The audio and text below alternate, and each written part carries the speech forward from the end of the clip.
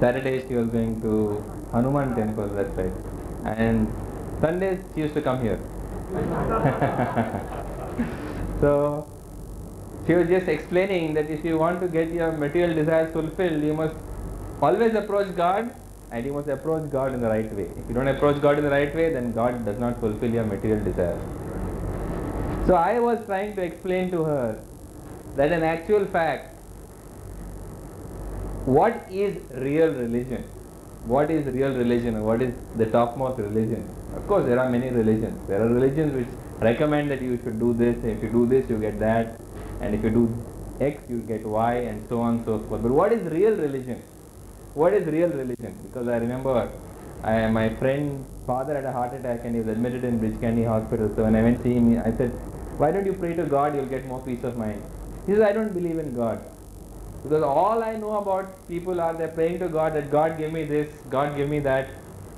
And this has turned me away from religion, because I feel that if God exists, He is certainly not sitting up over there to fulfill all our petty little desires.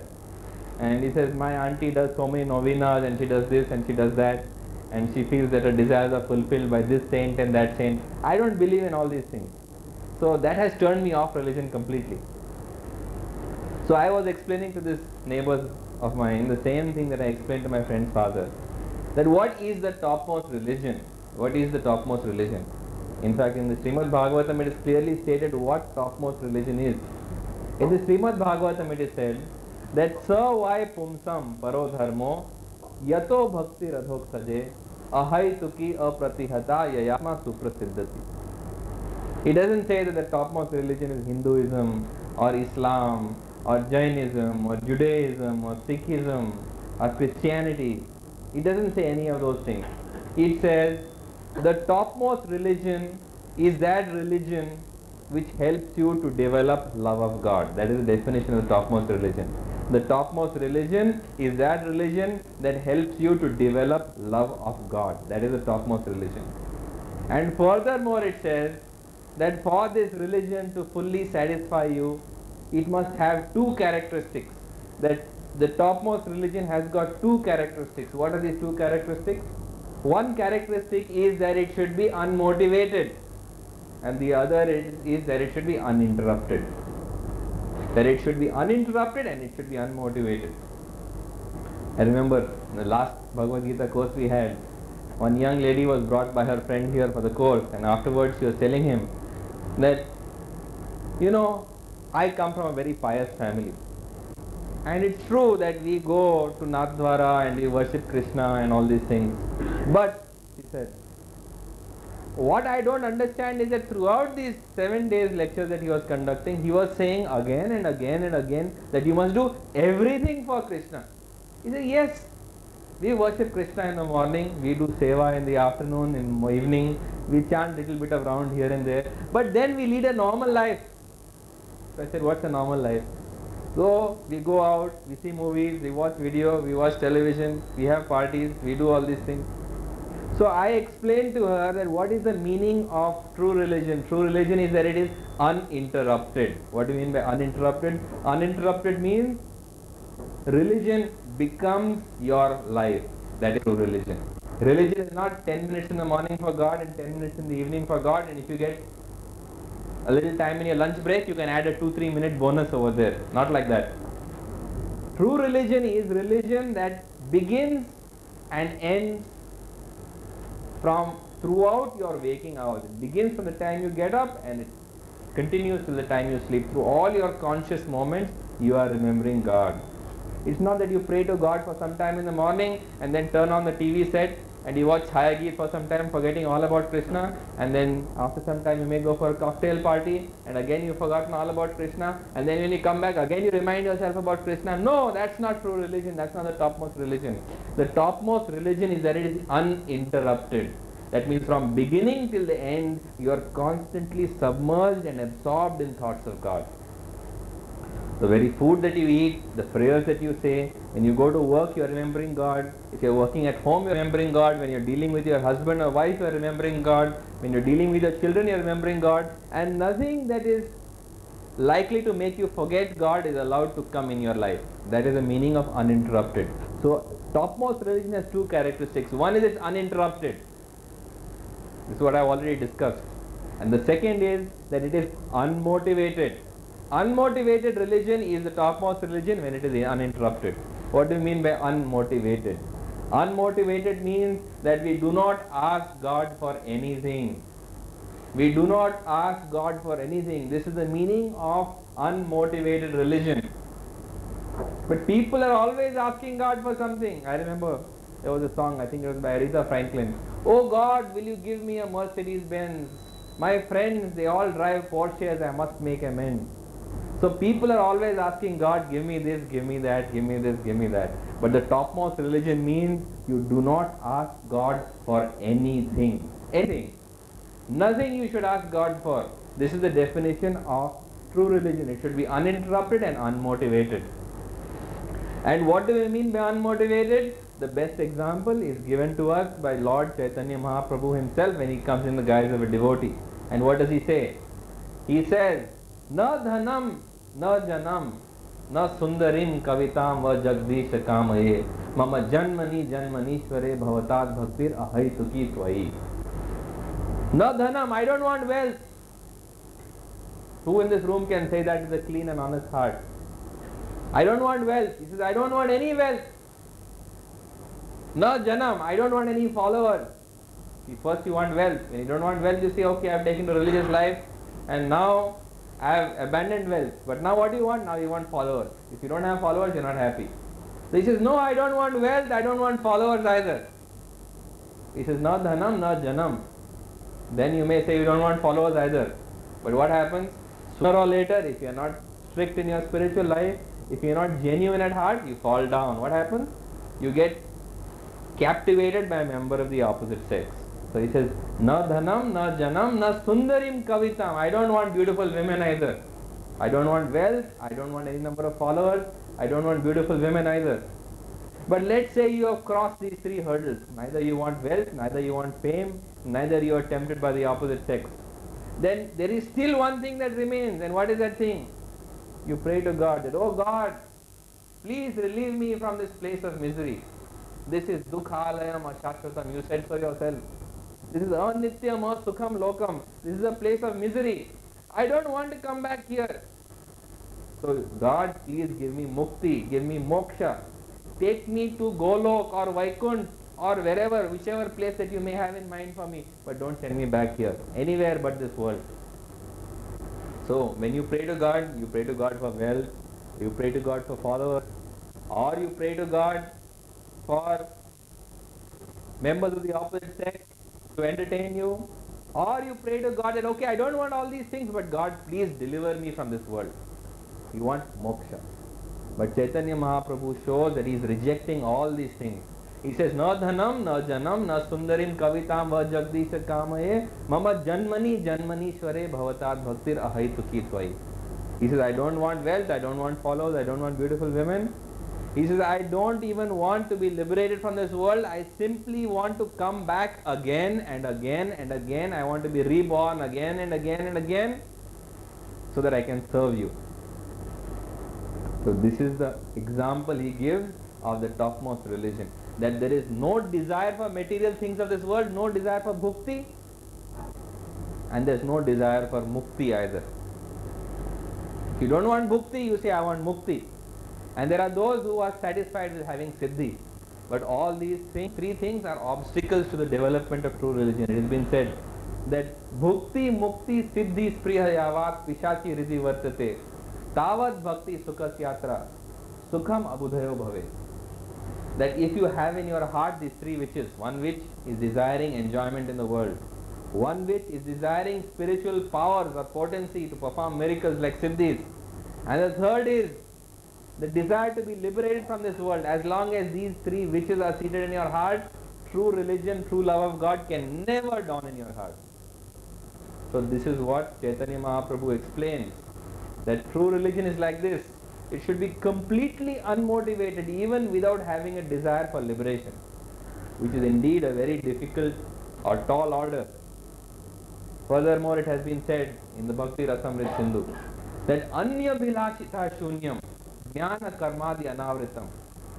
anukulyena bhakti ruttam. It has been said that when you pursue love of God, then even the pursuit of knowledge, jnana, when we are pursuing bhakti, we want to be convinced about the philosophy, we want to hear more, we want to acquire knowledge. He says, no, reject even the pursuit of knowledge. Karmadi anavritam, even fruitive activities, reject all fruitive activities, reject all knowledge, and pursue bhakti in a pure heart. That is known as the topmost religion. So in the pursuit of God, even reject religion in the form, when it comes in the form of knowledge, or even abandon ritualistic activities, even if they are religious activities, so that you can pursue bhakti with a pure heart. So this is the meaning of absolutely devoid of all kinds of desire. So you might say that fine, it's all right, you are abandoning wealth, you are abandoning women, you are abandoning followers, you are abandoning liberation from cycle of birth and death.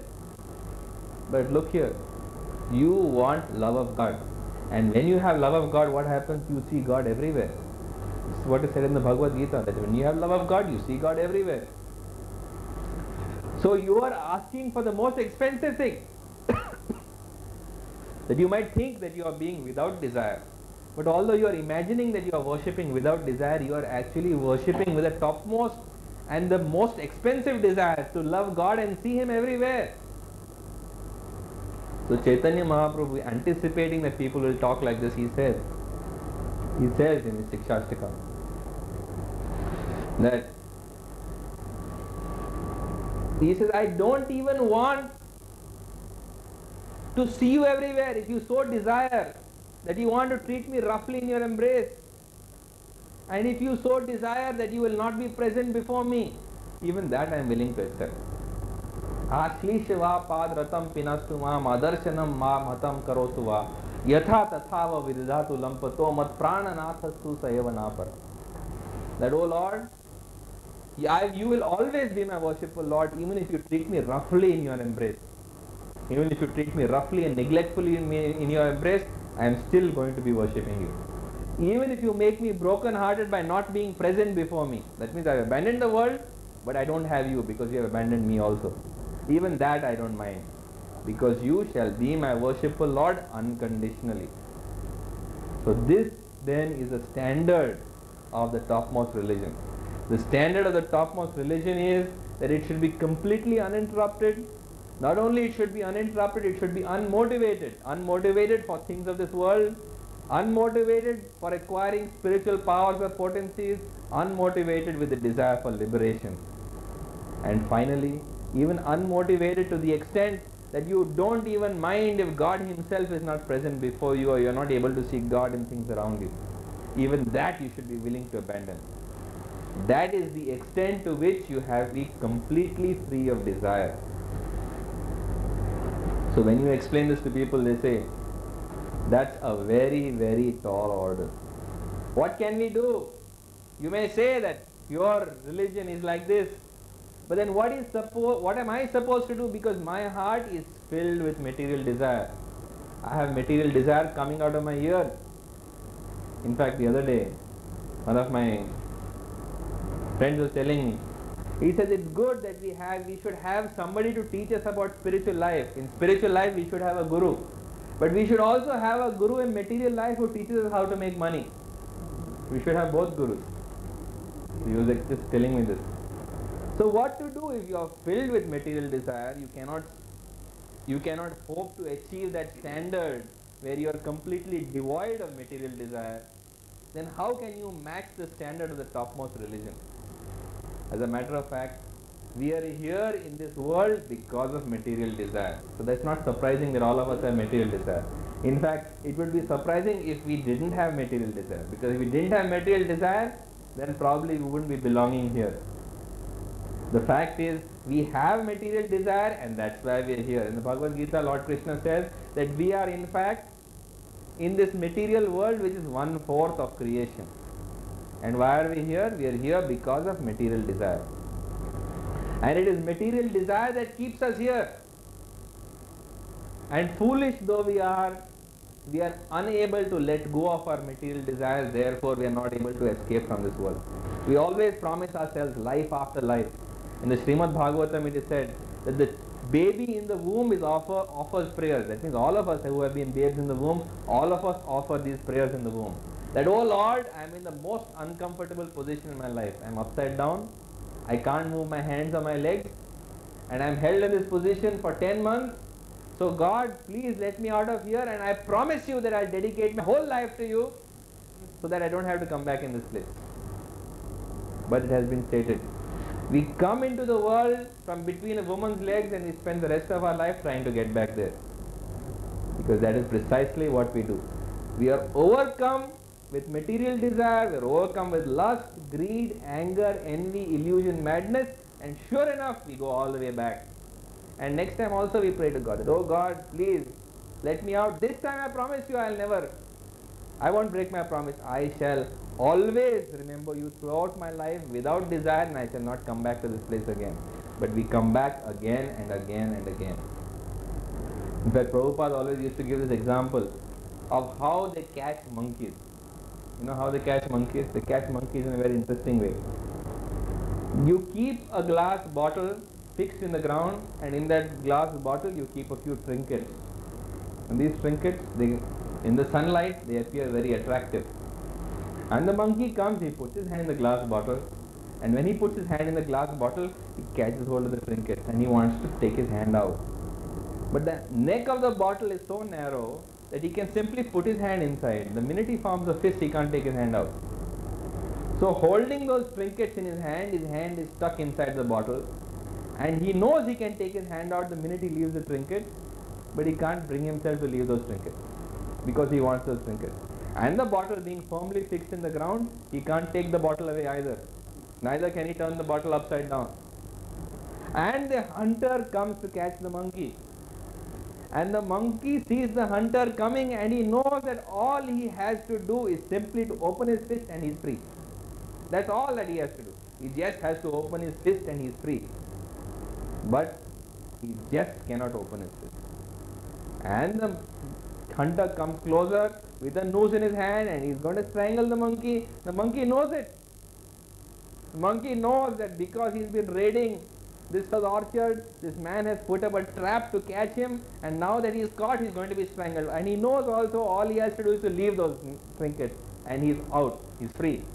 But he cannot leave those trinkets, therefore he meets death. And all of us, we are all like that monkey. We know intellectually everybody is convinced. There's nobody in this room who's not convinced intellectually that we are here because of material desire. When I said we are here because of material desire, everybody was nodding away. Yes, yes. We are all here because of material. And I also said that all you have to do to get out of here is to leave the material desire. Everybody said yes, that's true. Very true. But just like the monkey, we simply cannot let go of that material desire. Therefore, because we are not able to let go of that material desire, we will be caught again and again and again and again. I have another friend who's atheistic. He doesn't believe in God. Well, at least he was my friend until I became a devotee. Now he doesn't consider himself my friend because he thinks I have gone mad.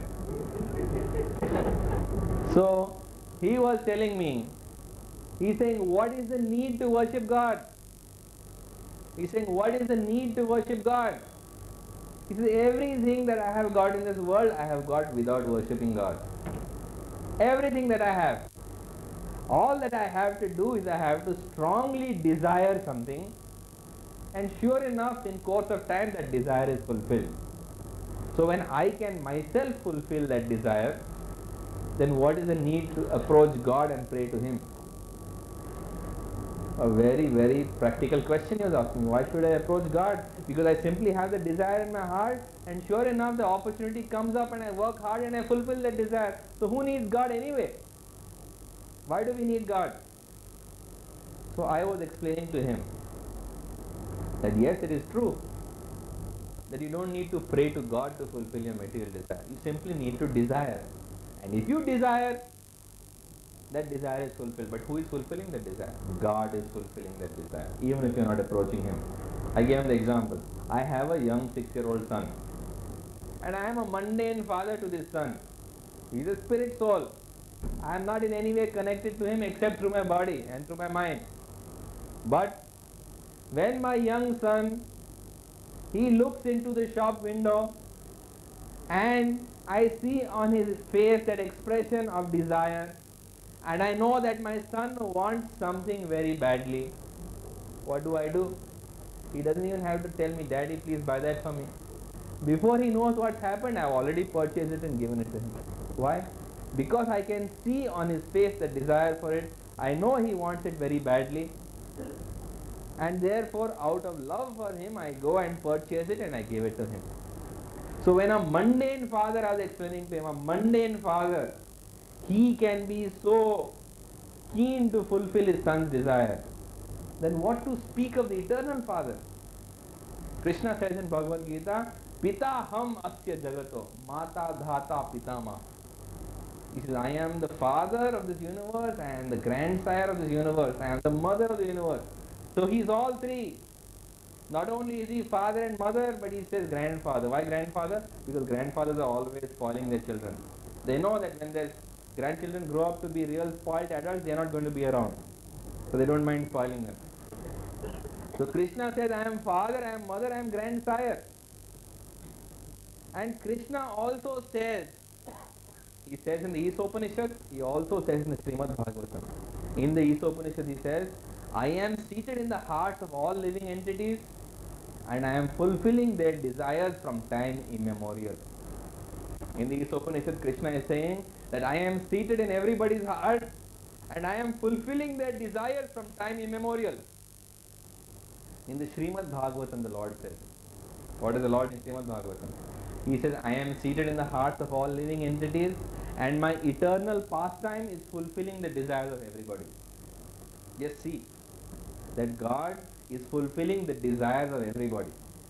And number two, He is seated in your heart. And number three, He is your father, mother and grandfather. And we put these three things together and you know that you don't really have to worship God to fulfill your desire. Because first and foremost, He already knows your desire. He often knows your desire before you know it. Very often a desire remains in a subconscious state in your mind and you haven't even expressed it in thought, what to speak of speaking it aloud or acting to fulfill that desire. It's existing in a seed in your subconscious mind. It's called a karma bead. But the knowledge of that seed is already known to the Lord because He is seated in your heart. So Krishna knows all your desires, all your expressed desires, and He also knows your unexpressed desires. That means Krishna knows your desires before you are even aware of them, because He is in your heart. He is your father, He is your mother, He is your grandsire. Therefore He loves you more than anybody else. And simultaneously, His eternal pastime is to fulfill the desires of everybody. You ask somebody, what do you do? Somebody will say, I am a doctor, I am an engineer, I am a businessman. But what does Krishna do? Krishna says, my eternal pastime is fulfilling the desires of everybody. So Krishna has one eternal pastime, that is fulfilling everybody's desire. So is it surprising then that He fulfills everybody's desire? I was explaining to my friend. I said, yes, I know you don't believe in God. But even if you don't believe in God, God will fulfill your desire. Why? Because God considers you to be equal and me to be equal. I said, do not imagine, I explained to him, that because I believe in God and you don't believe in God, we are different in each other's eyes, in God's eyes. We are equal in God's eyes. Sometimes people think that, oh, I am a devotee, so I am at a better level than this guy who is an atheist. But in God's eyes, everybody is equal. In the Bhagavad Gita, Krishna says, Suridam sarva bhutanam yajñatva mam shantim richati.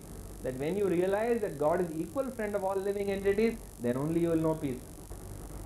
The minute you think you are a little more favorite of God and that one is not so much favorite of God, then you cannot know peace. Only when you know that everybody is equal in the eyes of God, then only you will know peace. So God is fulfilling everybody's desires. My desires, your desires, everybody's desires. And you don't even have to pray to Him because He is fulfilling those desires without your having to approach Him directly, because He knows your desires before you know them.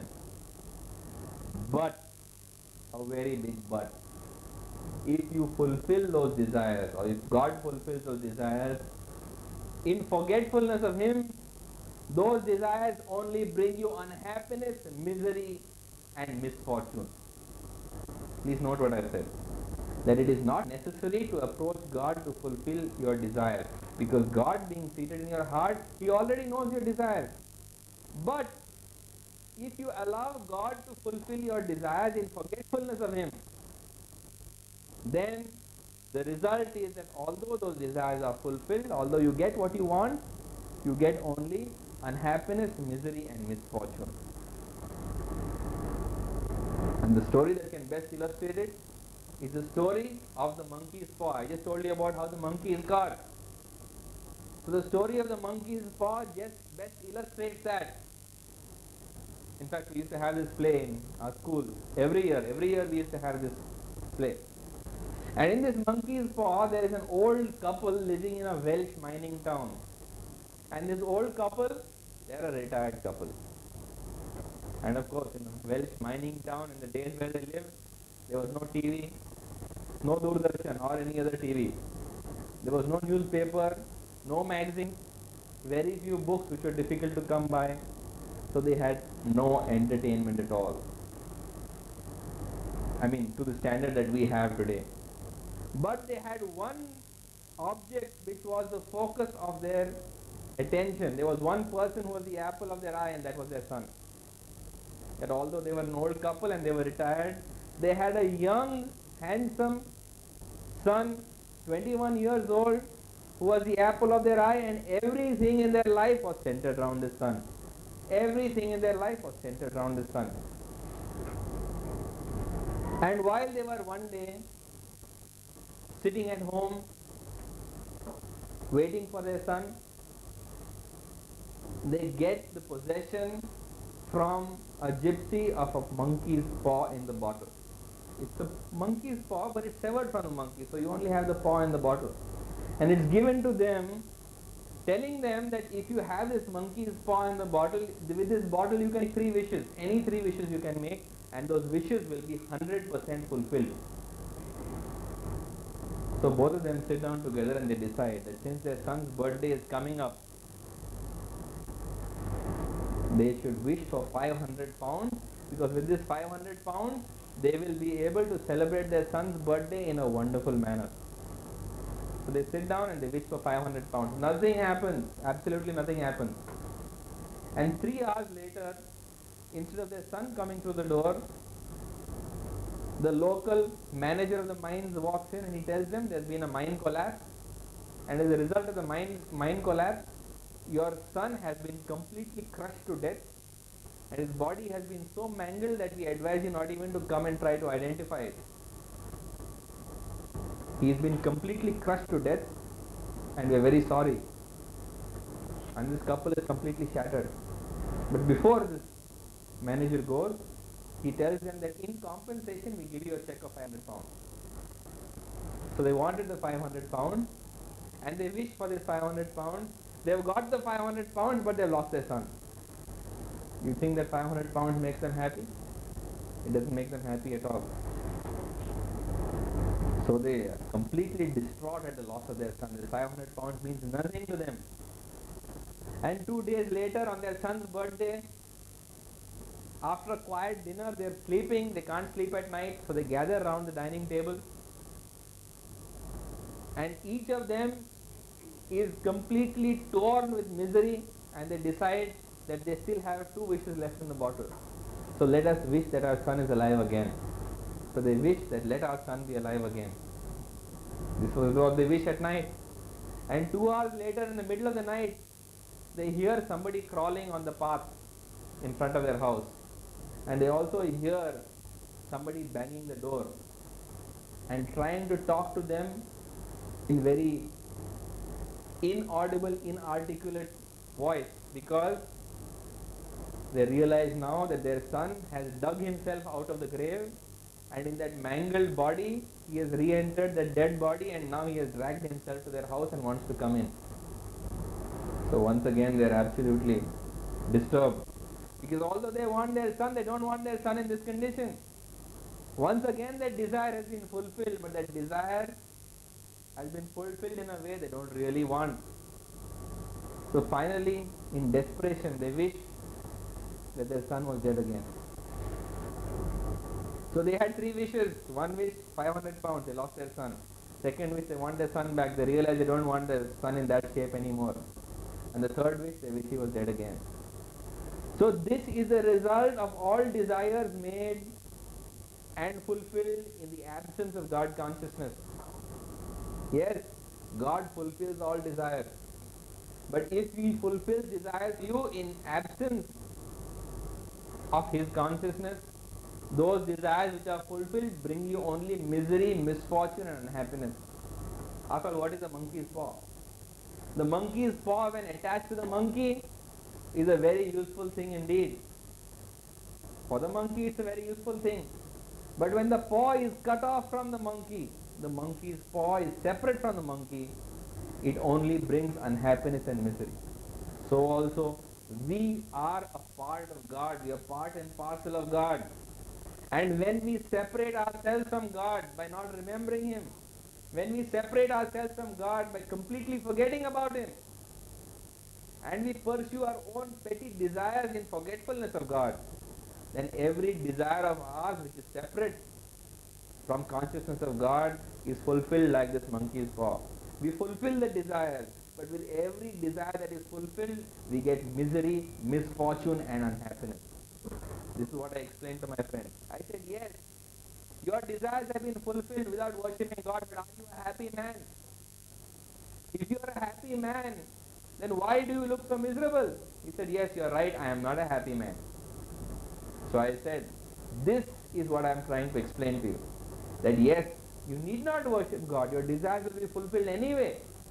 But although your desires will be fulfilled anyway, even if you don't worship God, those desires which are fulfilled in forgetfulness of God will bring you only misery, unhappiness. And finally you will wish that they had never been fulfilled. I have another friend, and he is a great devotee of Lord Shiva. He is a great devotee of Lord Shiva. Of course, I am also a devotee of Lord Shiva. But I am in knowledge of the fact that Lord Krishna is the Supreme Personality of Godhead, and by worshipping Him, you need not worship anybody else. But my friend doesn't understand that. So he was telling me, he says, I have worshipped Lord Shiva since childhood, and Lord Shiva has fulfilled all my desires. Every desire that I have, Lord Shiva has fulfilled. Don't think that Lord Shiva is called Bhola for nothing. He is easily pleased, is Asutosh. So you pray to Him for anything, He will give it to you. And I am doing wonderfully. Just see my business. Since I have taken over from my father, I have multiplied it 4 times. I drive around in a Mercedes Benz. And I am doing so well. All by worshipping Lord Shiva. Don't you think it's time you change? He's asking me. Don't you think it's time you change? Switch over and worship Lord Shiva and you see the result. So in the Bhagavad Gita, Lord Krishna says, He explains the position of those who worship the demigod. He says, Kamaiste rita jnana prapadyante nya devata. That those whose hearts are distorted by material desires, they worship the demigod. And he also says, Antavattu phalam tesham tadapi alpamedasham. That it is people of small intelligence who worship the demigods, because the fruits that they get, they are limited and they are temporary. I said, yes, you have worshipped Lord Shiva, and Lord Shiva indeed has fulfilled your desires. But I explained to him, the fact still remains that although your material desires have been fulfilled, have you become a better person? By worshipping Him, have you become a better person? Have you lost lust, anger, greed, envy, illusion, madness from your heart? Or has it increased? In fact, I gave him the example. I said, who do you think is the greatest devotee of Lord Shiva in history? If you look up all the historical scriptures and you try to find out who was the greatest devotee of Lord Shiva, we find out that the greatest devotee of Lord Shiva was, yes, Ravan. So I said, Ravan was the greatest devotee of Lord Shiva. And Ravan was such a great devotee of Lord Shiva that nobody has ever been able to match his devotion to Lord Shiva. And as a result of the devotion of Ravan to Lord Shiva, what did Ravan get? Ravan got Lanka, city of gold. The whole city was a city of gold. He had the most powerful army. He had the most beautiful women as his wives. This was the state of Ravan. But I asked him, although Ravan fulfilled all those material desires, in fact, Ravan, let me elaborate further, wanted to build a staircase to go to heaven. Sometime back I think there was a beat group called Led Zeppelin which had a song called Staircase to Heaven. So it was Ravan who wanted to build the original staircase to heaven. No need to perform sacrifice, just climb up my staircase and go to heaven. Furthermore, Ravan, he was so happy with the boons that were given to him by Lord Shiva that he tried to kidnap Parvati and enjoy her without Lord Shiva. This is the position of Lord Shiva. That not only he got all the material boons from Lord Shiva, but he wanted to kidnap Shiva's wife and enjoy her without Lord Shiva. This is what his mentality was. So I said, did Ravan become a better person for it? Or did Ravan become a bigger demon? So by worshipping Lord Shiva and fulfilling his material desire, did he become a better, purer, nobler, more saintly person, or did he become a bigger and bigger demon? He said, yes, it's a fact, he was the biggest demon. So I said, that is the result of worshipping the demigod. Because of demigods, they fulfill your material desire for all the devotion or everything that you do for them. But they are unable to purify your heart. They are unable to purify your heart. That although by worshipping the demigod, your material desire is fulfilled, simultaneously they are unable to purify your heart, so that what happens? You become a bigger demon. I said, on the other hand, look at the case of Dhruv Maharaj. Dhruv Maharaj wanted to have a kingdom greater than his grandfather's, and he worshipped the Supreme Lord with only that aim. But he was guided by a spiritual master who was Narad Muni. Therefore he knew whom to worship and how to worship. So being directed by Narad Muni, he worshipped Narayan. He worshipped Lord Krishna. And by the worship of Lord Krishna, by worship of Narayan, Dhruv Maharaj fulfilled all his desires. In fact, the Lord personally came to give him darshan. Lord Narayan personally came in front of Dhruv Maharaj. And coming in front of Dhruv Maharaj, he told Dhruv Maharaj that you have prayed to me and performed austerities and sacrifice and worship and devotion to get a kingdom greater than your grandfather's, and you have it. You shall have Dhruv Alok to be named after you. But what did Dhruv Maharaj say? Dhruv Maharaj told him just one thing. Dhruv Maharaj told the Lord when he saw him, he said that Sthan Abhilashi Tapaso Sthito Aham, desiring a position, a material position, I perform great austerities to see you. Sthan Abhilashi Tapaso Sthito Aham, Swam Praptvan Dev Muni Indra Bhujam, and you who are not seen by even Indra and the great Munis, you have become present before me. Kacham Vichinvan Api Divya Ratnam, Swamin Kritharto Asmi, Varam Nayache. It's true, I was worshipping you with material desire. But now that I have seen you, I realize I was looking for broken pieces of glass, and I have now come across a jewel. So now I don't want my material desire that I asked you for. Now that I have seen you, I have no further desire for what I had asked you. Although I was worshipping you for a position, now that I have seen you and got vision of you, that desire is gone. I don't want that desire fulfilled at all. This is the result of worshipping the Lord. That yes, the Lord does fulfill your desire, but He fulfills your desire in such a way that along with the fulfillment of your desire, He also takes away the capacity to generate further desire. He fulfills your desire in such a way that although your desire is fulfilled, no further desires arise. It has been said in the Srimad Bhagavatam. Satyam dishatya arthito ninam naivarthado yat punar arthito yata swayam vidate bhajatam anichatam ichha pida nam nij pada palavam. That yes, it is true that God fulfills your desire. If you worship the Supreme Lord, yes, He fulfills your desire. But He fulfills your desire in such a way that you have no further desire. How does He do that?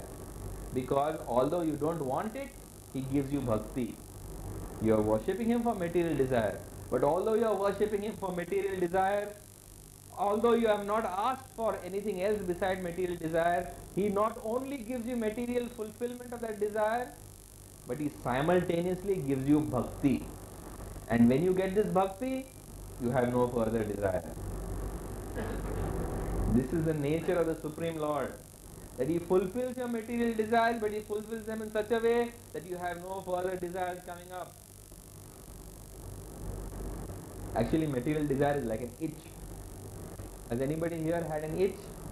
Please put your hands up. Okay, if you are feeling embarrassed, you need not do that. But I can see most of the hands went up. So everybody knows what is an itch. An itch is something that forces you to scratch. It forces you to scratch. In fact, it has been said that home is the only place where you can scratch where it itches. That's why people are fond of going home. So you scratch because it's itching you so much. And when you scratch, what happens? Pleasure. Wonderful pleasure. What release from tension. Ecstasy. Especially if you've been constrained from scratching until you reach home. After a long journey, you reach home and you scratch, and now you are in bliss. Because now you feel happy, satisfied, content. But what happens? Does that itch go away? No, sir, that itch doesn't go away. That itch comes back again. And when the itch comes back again, it comes back with greater force, it comes back with greater intensity. And so when you scratch it this time, you get greater pleasure. The greater the itch, the greater the pleasure when you satisfy it. And the more you scratch it, the more it itches. And the more it itches, the more you scratch it. And it goes on and on and on and on. So you might think, how wonderful. But there is, what happens is that when you scratch it, sooner or later you keep on scratching a place, and what happens? It gets ulcerated. It gets infected. And after it gets ulcerated and infected, it becomes painful. So it starts with an itch which gives you pleasure when you scratch. The itch increases, the scratching increases, and eventually it becomes an open sore which is painful to you. This is material desire. Material desire is there. So you have to fulfill it. You fulfill it, and what happens? You feel good for the time being. And although you feel good, you feel that it won't come back, it comes back again. And when it comes back again, you fulfill that desire again and again and again, until finally you get pain as a result of fulfilling desire. Therefore, in the Bhagavad Gita, Krishna says, Ye hi samsparshaja bhoga dukkha yono evate adi antvanta kaunteya na teshu ramate buddha. A wise man does not take delight in pleasures of the senses because he knows they have a beginning and an end. Therefore, he avoids them. Because fulfillment of material desire eventually brings you pain. This is material desire. Now what if you have an itch where you cannot scratch? Suppose you have an itch somewhere low down on your back, and for the life of you, you simply can't reach it. You're trying in all possible ways, but you just can't reach that itch on your back. So what do? You might try to go to the wall and try to rub it, but that's not satisfactory. You need somebody to scratch it for you. So you go to your dear friend and you tell your dear friend, please scratch my back. So what does your friend do? Sure, you're a good friend of mine. What are friends for anyway? If I'm a real friend of yours, I'll scratch your back. So he scratches your back for you. But just suppose this friend of yours happens to be a skin specialist. You think he'll scratch your back? I have a very good friend who's a skin specialist. Suppose I go to him and tell him, hey, I've got a bad itch on my back, please scratch it for me. You think he's going to scratch that itch for me? He won't scratch it for me. What he will do is he'll take a tube of ointment and he'll rub that ointment on my itch so that my itch will go away. Not only will the itch be satisfied, but simultaneously I'll never get an itch again. So that is called getting rid of that itch. So Lord Krishna is a skin specialist and your itch is a material desire. If you have an itch, you want to scratch it. But if you go to Lord Krishna and you ask Lord Krishna, please scratch my back. Will Lord Krishna scratch your back? Lord Krishna will put a wonderful ointment that will take away that itch for once and for all. But the demigods are not like that. The demigods are not like that. The demigods are there for the express purpose of fulfilling material desires. That is their position. Therefore, since they are there to fulfill material desires, their philosophy is different. You go to them and tell them, please scratch my back. They'll say, yes, I'll scratch my back, your back, you scratch mine. That's the philosophy. You worship them, you perform sacrifice, you perform devotion to them, they'll scratch your back. But your itch won't go away. It will come back again and again and again and again. This is what is happening. This is what is happening in the world. People are worshipping the demigod. And as they worship the demigod for fulfillment of material desires, they get happy when their desires are fulfilled. They are ecstatic when the material desires are fulfilled. But those material desires never ever go away. They come back again and again and again. But when you worship Lord Krishna, the supreme doctor for all ills, he fulfills your desire. Please note, it's not that he doesn't fulfill your desire. Dhruv Maharaj told him, I don't want that desire which I asked you for. But what does Lord Krishna say? He says, no, you asked for it, now you better have it. Even if you don't want it now, you just have to have it. So he forces him to accept the kingdom of Dhruvalok, although he doesn't want it by now. That since you asked for it, bad luck, now you have to take it. But simultaneously he has taken away the desire for it. So it's not that the Lord, Supreme Lord, does not fulfill your material desire. He does fulfill your material desire. But in fulfilling your material desire, he sees to it that you have no further desire again. Therefore it has been said, Akamo sarvo kamo va moksha kama udaradi tivrena bhakti yogena yujeta purusham param. That whether you have no desire, akamo, you have no desire in your heart, as Chaitanya Mahaprabhu was saying, sarvo kamo, or you have all desires in your heart, or moksha kama, you may have a desire for liberation. In all circumstances, simply worship the Supreme Personality of Godhead, because that is the only way. That whether you have no desire, whether you are full of desire or you desire liberation, in all circumstances worship the Supreme Personality of Godhead. My mother-in-law was telling my wife that you should be very careful in religious life.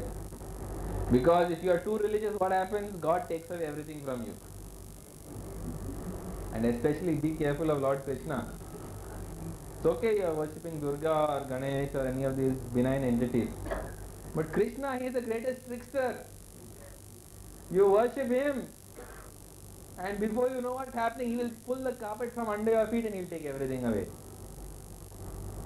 In fact, there are many people who have this idea in mind, that if you worship Lord Krishna, that's the most dangerous person to worship. Because if you worship Lord Krishna, he simply snatches things away from you.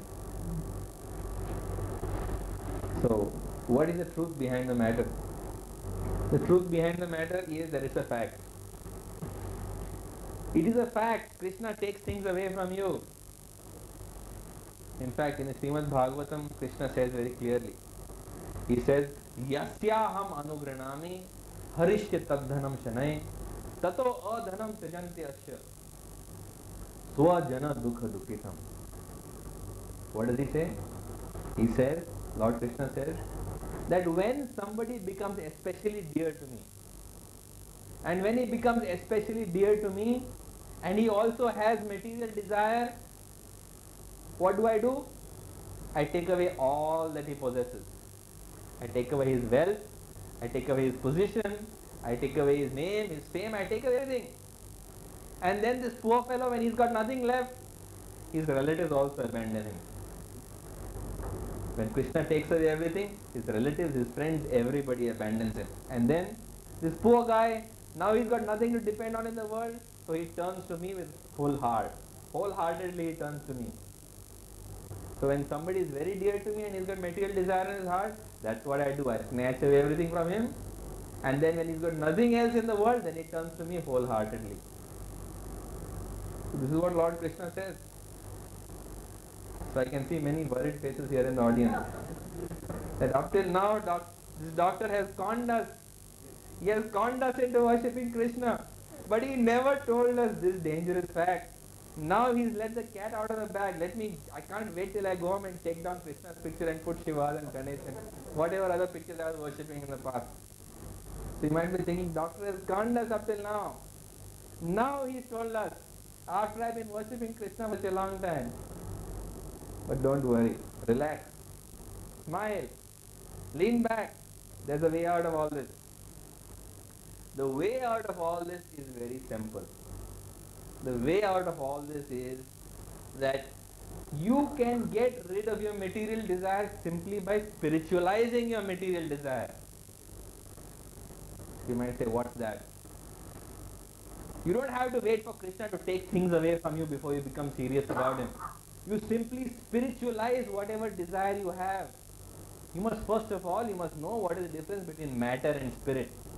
When you realize the difference between matter and spirit, then you will know how to get rid of material desire for once and for all. What is the difference between matter and spirit? What is the difference between Maya and Krishna?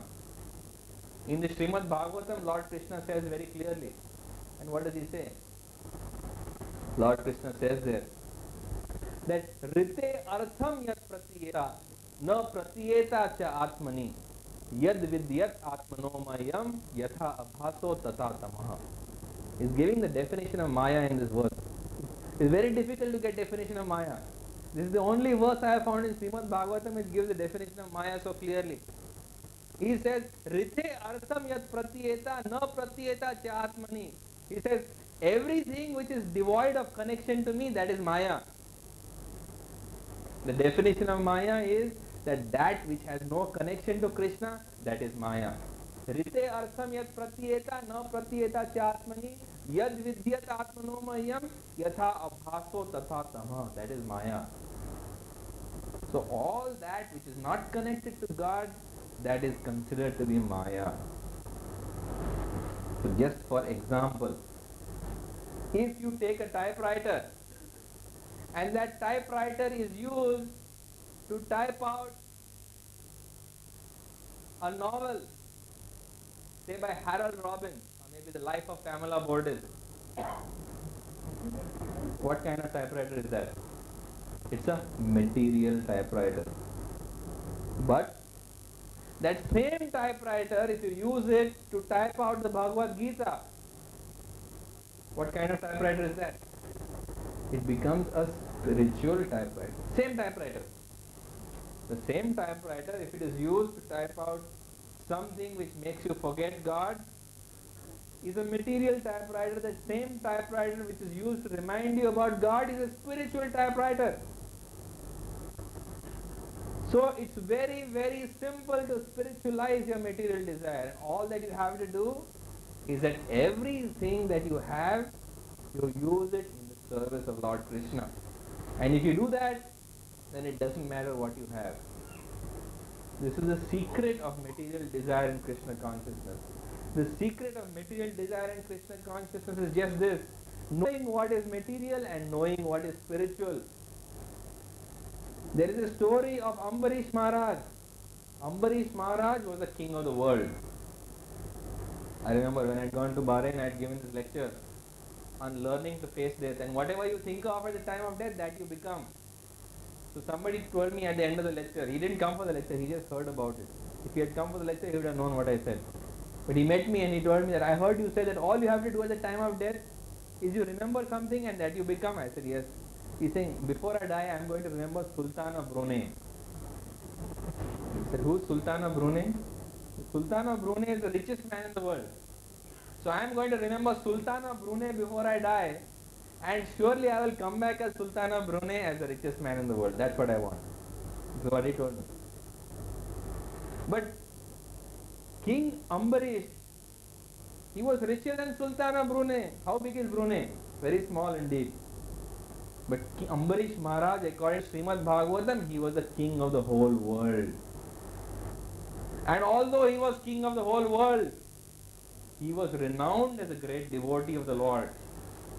So since he was renowned as a great devotee of the Lord, everybody had him in the highest regard, because not only materially he was in a tremendous position, but spiritually also he was very exalted. So Durvas Muni was a renunciate who had abandoned all material possessions to pursue God. He became jealous of him. Durvas Muni was a worshipper of the impersonal absolute. It has been said, Klesho diktaras tesham avyakta sakta chetasam avyakta hi gati dukham dehavad dhiravapyate. That those who worship God in the impersonal absolute form, they will find it very tough going. It will be very painful and difficult to make advancement because they are embodied. And that was Durvas Muni's position. Durvas Muni had renounced the whole world. And having renounced the whole world, he was worshipping God in impersonal absolute form. And he felt jealous, he felt envious that here is Ambarish Maharaj, who is king of the world and is also said to be a devotee. I can't bear this. So he picked a fight with Ambarish Maharaj, and to curse him, he specially arrives there. And he arrives there at a time when Ambarish Maharaj is about to break his Ekadashi fast. So Ambarish Maharaj, although Durvas Muni has come uninvited, honors him and tells him to join him in breaking the fast. So Durvas Muni says, I will first have a bath. And Durvas Muni purposely takes such a long time in the bath that the muhurt for breaking the Ekadashi fast is about to pass away, so that he will have to break it at an inauspicious time. So Ambarish Maharaj, he consults all the learned sages in the court. And the learned sages in the court, they tell him that you can have water. So having water is neither breaking nor is it observing. So you break it by having water, and Durvas Muni need not be offended, and you can join him when he comes back. So Ambarish Maharaj has water. And when Durvas Muni comes, by his mystic powers, he understands immediately that Ambarish Maharaj has taken water. So immediately he shows his terrible temper.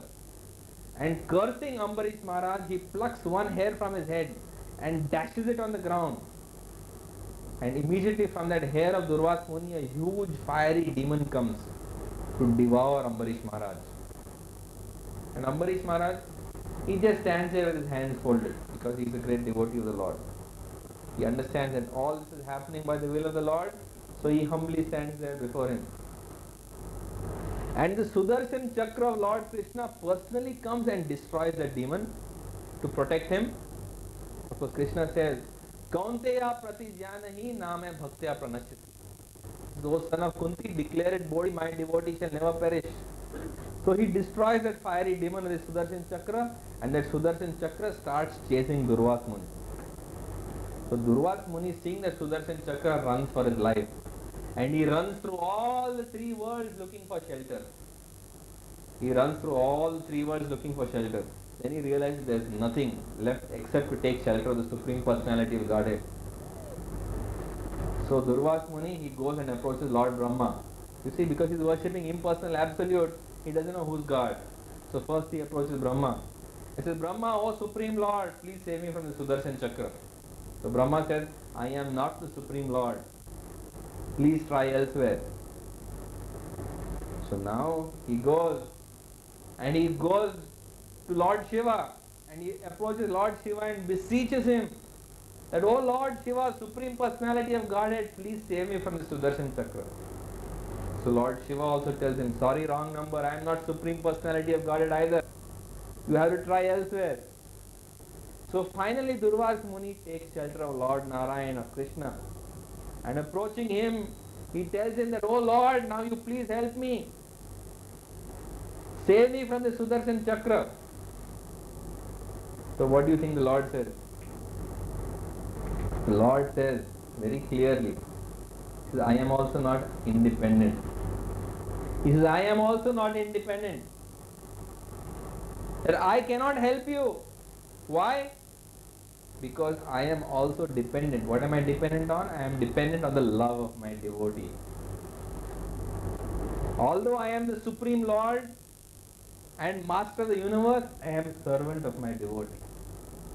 Sadhavo hridayam mayam. Sadhunam hridayam tvaham. Mad anyat tva na janati. Naham tebhyo managapi. In my heart there is no one but my devotee, and in my devotee's heart there is no one but me.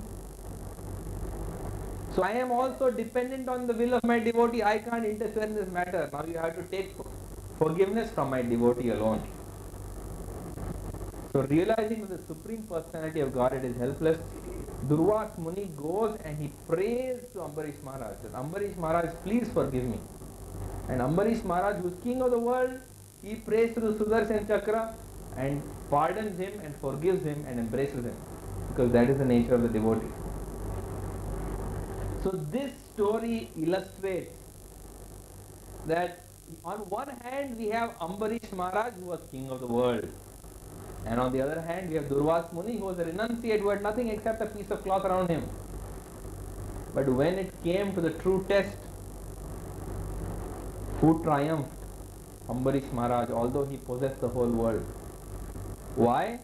Because he was truly a devotee of the Lord, and there was nothing in his life that was not connected to the Lord. It has been said and described Ambarish Maharaj that Savai Mana Krishna Padara Vindayor. His mind was always fixed on the lotus feet of the Lord. Vachansi Vaikunta Gunana Varnane, when he used to open his mouth, he used to speak only about God. Karao Harer Mandira Marjanadeshu. With his hands he used to sweep the temple of the Lord. With his ears he used to hear the glories of the Lord. His legs were used in walking to the temple of the Lord and walking to places of pilgrimage. His head, it was always bowed before the presence of the deity of the Lord. His limbs were always used in touching the feet of devotees of the Lord. His tongue was used in tasting prasad that had been offered to the Lord. Everything that Ambarish Maharaj did was directly or indirectly connected to God. Therefore, although he possessed everything that might have been thought to be material, actually nothing he had was material, because everything was spiritual. So those of you who are worried that Krishna will take away everything from you, please understand that all you have to do is to see that everything in your life is directly or indirectly connected with Krishna. And if you do that, then nothing can be taken from you, because in fact nothing belongs to you. Once you give everything over to Krishna in your home, in your life, then Krishna is the caretaker of that thing. Nothing belongs to you, nothing is material anymore, it's all spiritual. So this then is the secret of it all. If you have a house, make it a temple of the Lord. Wherever you go in your house, you should remember Lord Krishna. If you have a wife, engage her in the service of Lord Krishna. If you have children, engage them in the service of Lord Krishna. If you have a job, a business, a profession, directly or indirectly engage yourself in the profession or business, remembering Lord Krishna. And in this way, constantly remember Krishna in all the activities in your life. Yat karoshi, yat ashnasi, yat juhosi dadasi, yat tapasyasi o kaunteya tat kurusva madarpanam. Whatever you do, whatever you eat, whatever you offer, whatever you give away, whatever austerities you perform, do them for me, O son of Kunti. Why do them for me? Because he says, Man mana bhava mad bhakto mad yaji mam namaskuru mam avaishtasi yuktevam atma nam mad parayana. Always think of me. Become my devotee. Offer obeisances to me. Be completely absorbed in thoughts of me. And then you shall come to me without fail. This is what Krishna is saying in the Bhagavad Gita. Therefore, Krishna never recommends that you should abandon anything. He says, Sanyasastu mahabhao dukkham aptuma yogata yoga yukta munir brahma na virenadi gacchati. If you abandon your worldly possessions, what do you get? Dukkham aptum ayogata. Because you are not already situated in divine consciousness, you will get only misery. But yoga yukta munir brahma, but by engaging yourself in acts of devotion, you will achieve the supreme without delay. This is what is said by Lord Krishna in the Bhagavad Gita. Therefore he says, Chetasa sarva karmani mai sanyasya matpara buddhi yoga upashrita matchitta satatam bhava matchitta sarva durgani mat prasada tarishyasi atho chetam ahankaranna sroshasi vinamshasi. Constantly think of me. Whatever you are doing, be united with your mind and your heart by thoughts of me. In this way you will cross over all obstacles of life by my grace. And in this way, by crossing over all obstacles of life and my grace, you will attain perfection. But if you think you are doing it, you are finished. If you think you are doing it, you are finished. Sometimes people think that, oh, unless you wear tilak, unless you wear kanthi mala, unless you wear orange robe, unless you shave your head, you can't become a devotee. This is not true. What is important is not your hairstyle. What is important is your consciousness. How much are you thinking of God? How much are you devoted to Him? How much are you constantly remembering Him? How much is your worship uninterrupted? And shortly, if it is uninterrupted, it will become unmotivated. It doesn't matter if you have a motive now.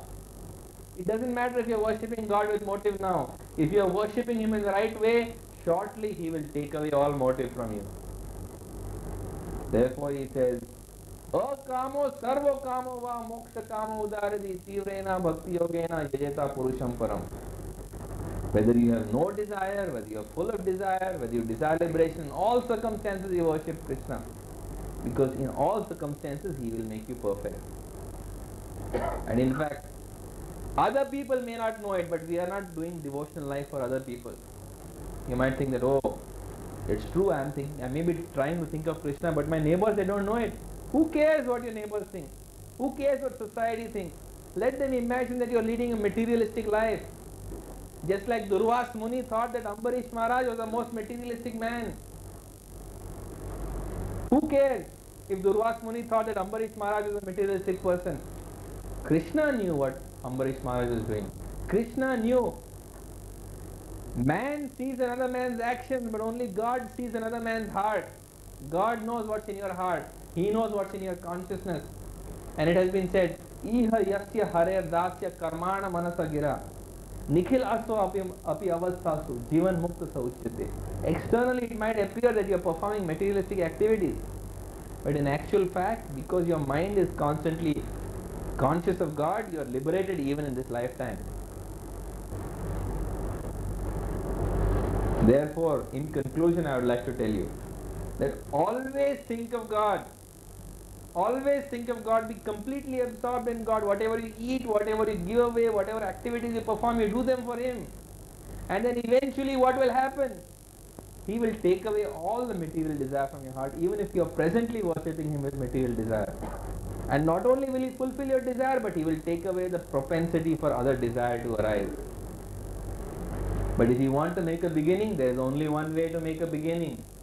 And there's only one way to make a beginning, and there's only one way to make a beginning. Harer Nam, Harer Nam, Harer Nam eva kevalam.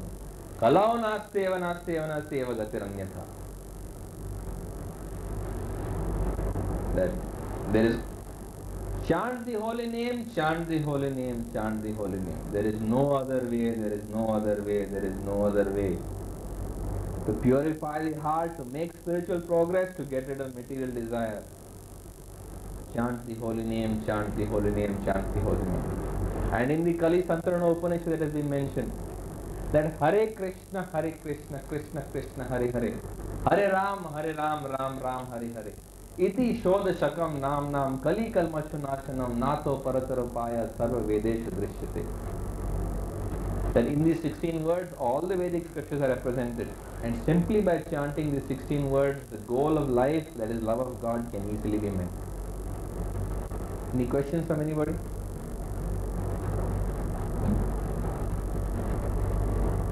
Does anybody have any questions on material desire and God consciousness? Yes?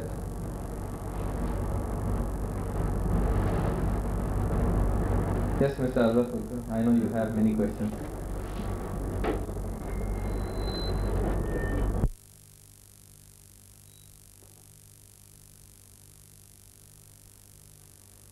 You have said about the material things, but in our practical life, how we have to behave, how we have to act. Are we supposed to earn? Are we supposed to send our children to the school and give them education? Are we supposed to give them everything right from beginning in this spiritual and not for materialistic? Because by taking the name, are they going to get the food every day? Are they going to get a house in the city like Bombay? So how everybody has, because we have all our businesses, we are all engaged in our jobs. So along with the Krishna, whether we are supposed to do that, and when we make progress, when you make a material progress, I think there should be a sin, bigger sin, when you make a bigger fortune. So unless there is a sin, you cannot make a fortune, material fortune. That is what they just say.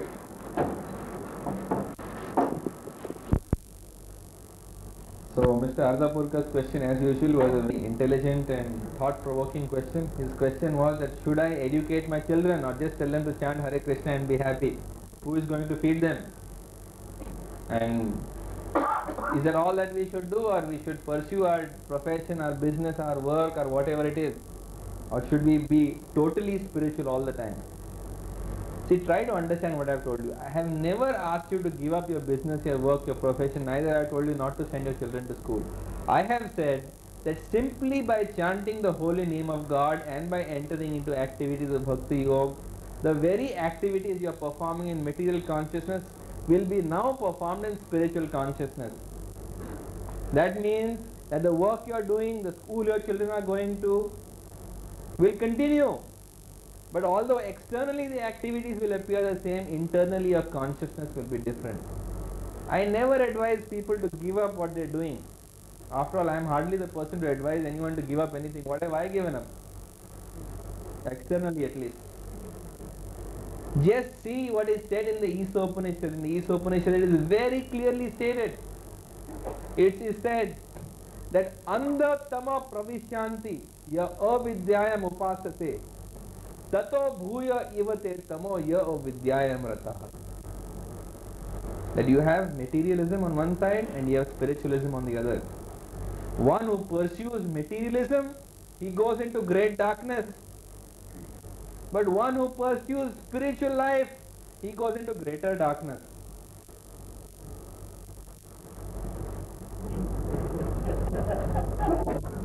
He says if you pursue material life, you go into great darkness. But if you pursue only spiritual life, you go into greater darkness. But he says, Vidyam cha avidyam cha yadyat vedo bhayam saha avidyayam mrityum tirtva vidyaya amrutam ashnute. But one who pursues materialism and spiritualism side by side, he is happy in this world and in the next. Because by pursuing materialism, he benefits in this world. And when he passes death, he enjoys fully the fruits of spiritualism. So one who pursues materialism and spiritual life side by side, he is happy in this world and in the next. This is the opinion of the Ishopanishad. These are the words of God. So nobody is telling you not to do your business, your profession, whatever it is. We are saying you simply become God conscious in that. Now you will ask me that yes, you said that only become God conscious, that's all. Is it such an easy joke? That I should suddenly, I am doing all activities in material consciousness now. Overnight I should suddenly switch over and I should start becoming spiritual consciousness? No, it's not a joke. I never say it's a joke. Neither I say it's simple. But what I am saying is that if you have determination, if you have the right guidance, you can do it. After all, that is the duty of spiritually enlightened souls who have dedicated their lives to this, simply to guide people how to spiritualize their life. And eventually God will guide you himself from within. It has been said, Tesham satatam yuktanam bhajatam priti purvakam dadami buddhi yogam tam yena mam upayanti te Tesham evanu kampartham aham ajnana jamtama nashamyata bhavaso at jnana deepena bhasvata. That if you are struggling all the time to be engaged in constant service to me, I will enlighten you how to come to me. If you're constantly thinking, oh God, how can I serve you? Oh God, how can I serve you? What are we saying when we chant Hare Krishna? Hare Krishna, Hare Krishna, Krishna Krishna, Hare Hare, Hare Ram, Ram Ram, Hare Hare. Oh God, how can I serve you? Oh God, please engage me in your service. So when you're praying to God, God hears the intensity, the devotion and the sincerity that you're chanting with, and He enlightens you from within. The Param Guru is seated in your heart and he will enlighten you from within. And externally, when you are ready, the Guru will speak to you from without, and when both these voices coincide, you'll know that this is what you must do. And in this way, he will guide you what you should do in your each individual's life. So without giving up anything but simply changing your consciousness, you can actually spiritualize your life and get the benefits of both material life and spiritual life. Does that answer your question? What about the sins? What about the sins which are involved in this material world? The question is, what about the sins that are involved in the material world? See, first and foremost, you must have a right livelihood. Please understand this very clearly. What do I mean by right livelihood? This means that if you are functioning as a butcher, if you are working as a bartender, or if you've got a liquor distillery distributor or dealer, please, you cannot become God conscious by doing that. If you are running a matka den, or if you are a bookie at a race course, you cannot become God conscious in your profession. Excuse me, but this is the truth. But if you are pursuing a normal life, then what is there? What sinful activities you have to commit? Certain jobs you just cannot do, there's no doubt of it. But at the same time, you can pursue a normal lifestyle, and simultaneously by avoiding sinful activities you can make progress. Never imagine that by committing sinful activities you will make progress. That by cheating, lying, hoarding, stealing, backstabbing you're going to get ahead. Never. You just pursue your job, your career, your profession seriously and with sincerity, and God will give you progress. You cannot get more than your allotted due. दाने दाने पे लिखा है खाने वाले का नाम. On every grain your name is written. By trying to cheat, lie, backstab and do so many other things, you are not going to get more grains. And it's not true that behind every fortune is a great crime. Generally that might be true, but you mean Ambarish Maharaj was the greatest criminal? No, that's not true. I agree with you. Generally speaking, how people are, that is true. But it's not always like that. You have two types of wealth. You have wealth which is pure wealth, which comes from Lakshmi. And you get the other type of wealth that comes from Durga. Durga will give you perishable wealth. Lakshmi will give you eternal wealth, because she will give you not only material but spiritual wealth side by side. Sometimes people say that, oh, we perform Lakshmi Puja every Diwali, but they never worship Narayan. They perform Lakshmi Puja every Diwali, but Narayan is never worshipped. How can you expect Lakshmi to come to your house if you don't invite her husband? Just think logically. If somebody invites your husband to their house, your wife to their house, and tells the husband, please wait outside, will your chaste wife enter that house? Certainly not. Only when the husband is invited will the chaste wife enter. So also, it's not sufficient to worship Lakshmi, you must worship Narayan. Otherwise, you become like Ravan. What did Ravan want? Ravan wanted Lakshmi without Narayan. Therefore, he kidnapped Sita and left Ram behind. So what happened to these people who have Ravan-like mentalities, who want Lakshmi but don't want Narayan? Ram comes and takes away everything. Any other question? Karma.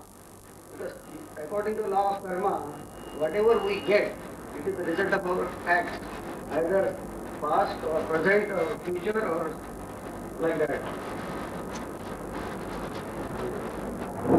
His question is also another intelligent question. He says that if we get everything according to our karma, then where does this Lord fulfilling your desire come into it? The fact is, Lord fulfills all your desires. And the desires that are being fulfilled today are a result of your yesterday's desires. Not understood. Again, I'll explain it. See, yesterday you had some desire. So God said, fine, I'll fulfill desires. So they've been fulfilled today. Now today you are not happy with what has been fulfilled. Therefore you want more, something more, which will be fulfilled tomorrow. But all desires will be fulfilled, don't worry. And you will continue life after life after life fulfilling all desires in this way. Therefore it has been said that all desires are fulfilled. The fact that you have a desire in mind means that it's going to be fulfilled. You know, there's a famous story about a photographer. At that time they had these old type cameras and he took a film of a lady.